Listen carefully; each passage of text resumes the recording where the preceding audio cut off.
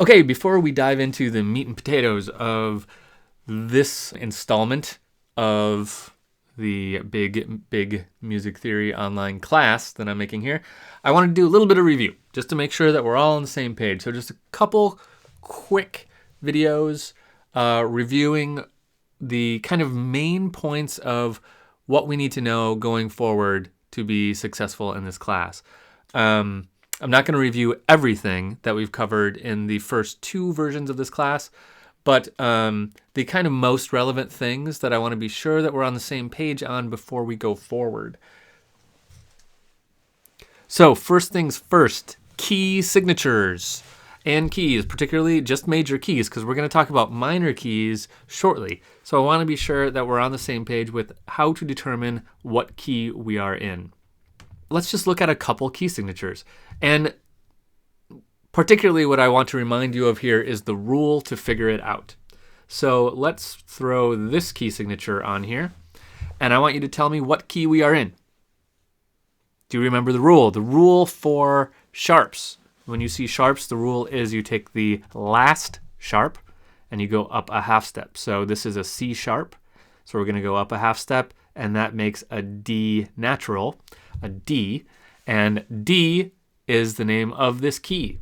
So no matter how many sharps we have, you always take the last one. Let's look at a crazy key signature.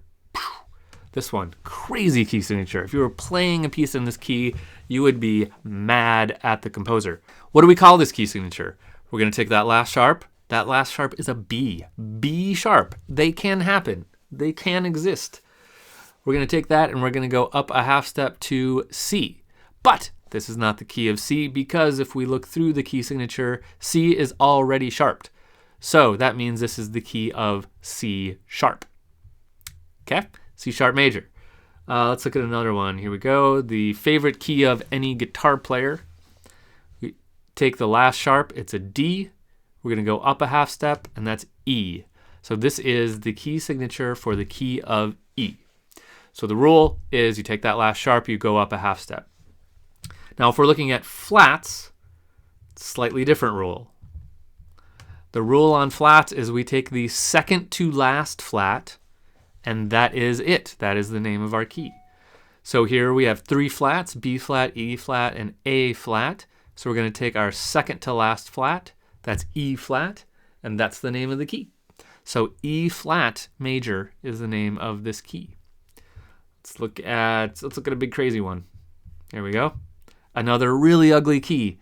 But let's take our second to last flat, and it is a C flat.